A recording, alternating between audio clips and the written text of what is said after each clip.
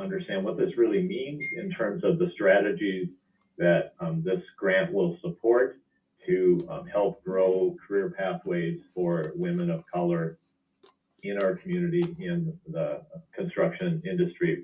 Leading that work has been Chaumatella from the City of Rochester. You see her on the screen, and from our team, Kevin Bright. So I'll turn it over to the two of you. Just as we turn it over, can I also just underscore the fact that the minute she got elected, Mayor Norton was talking about this and drove this from the beginning, and it's just a real victory for everybody that and we have this opportunity because of your real focus. So thank you. So let's turn it over now. Sounds great. Yeah, thanks, Patrick, for the introduction. I think we have some slides, just a short presentation to work through. So let me pull those up. And of course, they're difficult to find. 1 second, sorry. All right. I think everyone can see the slides now. Is that true? Okay. So Chow's going to take us through the presentation here, given her leadership with the project. So feel free to take it away, Chow. Good morning, Chair and DMCC Board. My name is Chaumatella, and I serve the City of Rochester as a Diversity, Equity, Inclusion Director. And this was a team effort. I would like to start by saying that. And I shared that possibly the greatest group project I've ever been on. So just as a quick reminder, when we began this last year, we were asked, by the Bloomberg Mayor's Challenge to think through the most innovative ideas that we could come up with in different cities, right, around the globe. And for a particular community, we were thinking about BIPOC women as those that have historically, right, been disadvantaged in different ways, but certainly with COVID-19 and the pandemic being disproportionately impacted. In tandem, there is the built environment that is rapidly growing in our community, and then looking at the BIPOC women representation and realizing that they are only 1% of folks in that particular environment when they're actually 13% of our population. So with that in mind, we brought everyone together to think through barriers that are in existence, right, as well as solutions that we would come up with. So on January 13th, next slide, please, we had this group of folks looking happier than I've ever seen them, right? So I'd seen separately joy, but this was the first time that we'd gotten together with this level of excitement, because we had gone from 631 cities around the globe to 50 cities that could prototype. And this was the day that we found out that we were one of the 15 that was selected. And so certainly joyous as a city team, as part of DMC, and our community co-designers, next slide please, Kevin, who were very integral in that process, and wanting to highlight them and thank them for their time, their expertise, and all of the work that they did with their communities to share information, to display vulnerability and trust, but also to share power in their voices and lived experiences. And so what did we learn from the co-design process? Next slide, Kevin. I shared last time that when we got folks in the room for the first time, it was quite quiet, but by the end of it, we couldn't get them to be quiet, right? So from that very first session, what we were talking about with community co-designers that were representative of the BIPOC community, as well as the built environment and construction industry, and just talking through maybe barriers that they had encountered in trying to get into the built environment. There was the idea of culture clash as a theme, the culture of the built environment being vastly different from the culture of the BIPOC women. Awareness of opportunities, most folks not recognizing the great breadth of careers that could be in that built environment, as well as just the knowledge and skills training, right? And so from that, in the second and ongoing sessions, talking through possible ideas and solutions that we could come up with that not only would be applicable now, but in the next 20, 30, 40 years. So something that would be sustainable. And we grouped these into 3 different buckets, right? Culture clash, opportunity awareness, knowledge, skills, and training. And thinking through from the BIPOC women community side, as well as from industry and construction, how do we build pathways that would be sustainable? We heard from the BIPOC women, we don't want to wait for another 20 years to get into the built environment. So what needs to happen right now, right? But we also heard from industry and educators that young women are making decisions about what they're going to do with their lives, what they'd like to do with their lives as early as third grade. So you'll see early and consistent exposure being a part of it. BIPOC women also shared that it was really important that they have mentorship and navigation and guidance. And industry said, well, us too, we would like the mentorship because we don't really feel competent when it comes to DEI competency. So having those conversations is really integral in industry and construction, understanding the culture and the lived experiences of BIPOC women, vice versa, but coming up with solutions together that allowed them to be able to share perspectives. So going on to the next slide, what did that solution look like and how we're going to navigate those pathways? So what we submitted to Bloomberg was what you're looking at in a very simple diagram, although I'm sure it's quite more complex than that, right? It starts off with number one, getting ready to work together. We know that industry is not quite ready. They shared with us that they didn't have the cultural fluency that is needed to have BIPOC women on site. So there would be readiness assessment as well as training on the industry side. And the same thing would happen for BIPOC women. They would get workforce training and assessment. And then in the center there in the blue circle, you see that there's continuous improvement, whatever that looks like, whether it's training, professional development, or environmental factors on a work site that would need to change. Both BIPOC women would go into a cohort into an industry site, and in that cohort, they would work together with mentors to make sure that they are getting into the work site and are comfortable, know what they're doing, etc. At the same time, industry would also get mentorship, right? In understanding the needs of the work site and making sure that they're meeting the needs of all of their workforce. This would continue in a cycle, making sure that construction and that environment was being mentored, was getting feedback from BIPOC members. Thank you, Kevin, for going really fast. And as a result of being in this stage where they're continuously building and learning together, the idea is that the worksite changes, but the BIPOC women also develop competency. You'll notice then that there's mentorship at the end. So hoping that industry would become experts and would be mentors for other industry. BIPOC women who've been in that environment would also become mentors for other BIPOC women coming into industry. And of course, then encourage others to follow at the end. We know that a lot of times representation matters, right? And if folks are able to see themselves successful in an environment, they're more likely to have members from the community join in to do the same thing. This would be replicated, as you see on the screen, for higher education as well, where we would have BIPOC women going into training facilities with mentorship, guidance, etc., and educational institutions also getting the same readiness assessment and competency building. Next slide, please, Kevin. So the question is, how does this benefit everyone in our community? Certainly for the contractors, we hear all the time that they're looking for a workforce. They're looking for a diverse workforce, they're looking for a trained workforce, and this would create a pathway for them to be able to get that workforce.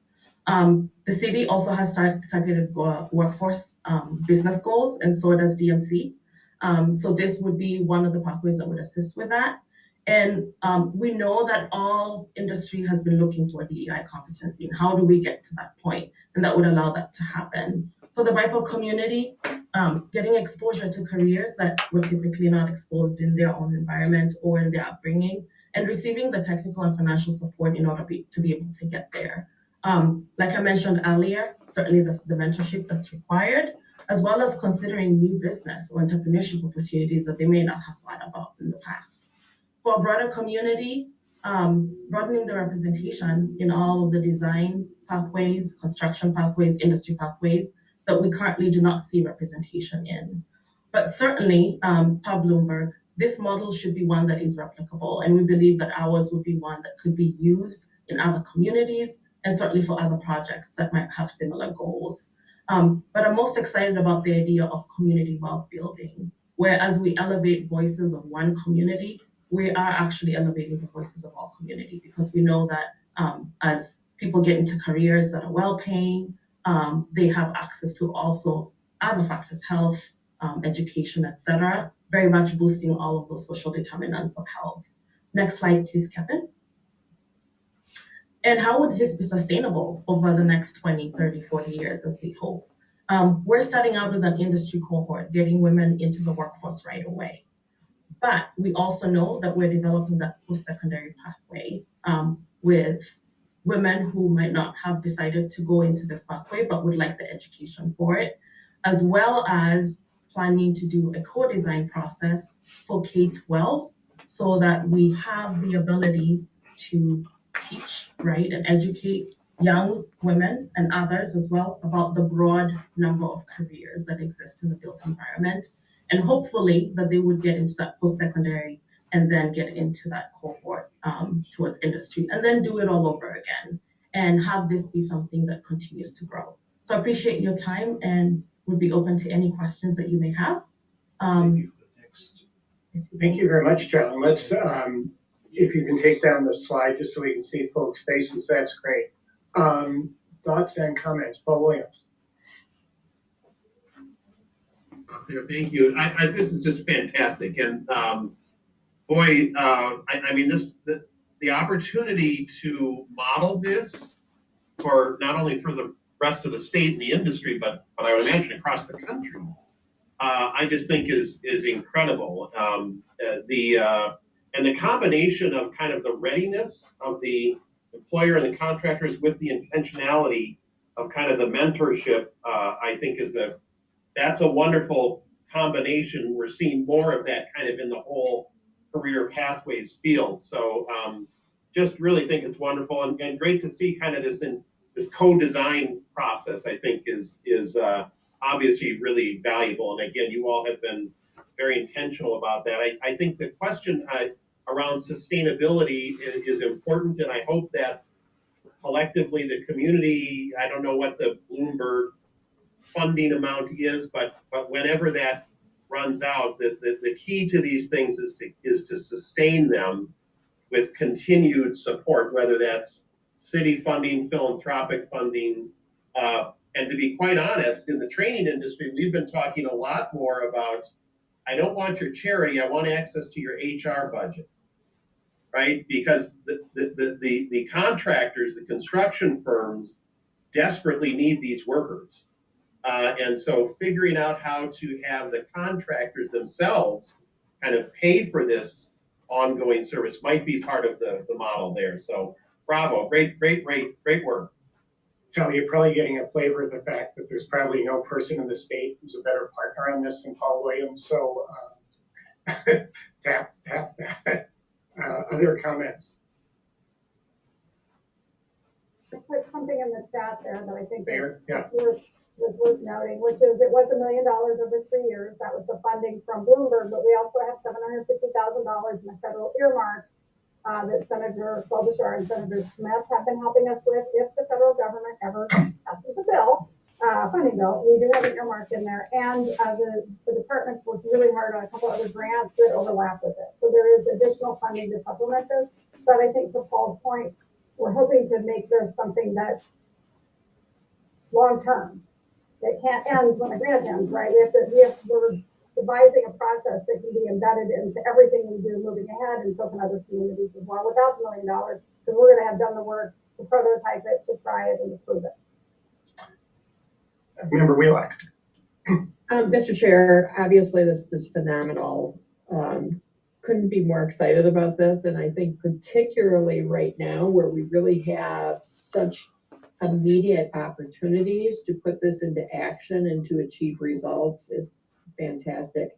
The only additional comment that I would make, or maybe a request, is as we learn how to do this well and how to create meaningful partnerships to achieve results, this can become a model that other parts of our state could benefit from.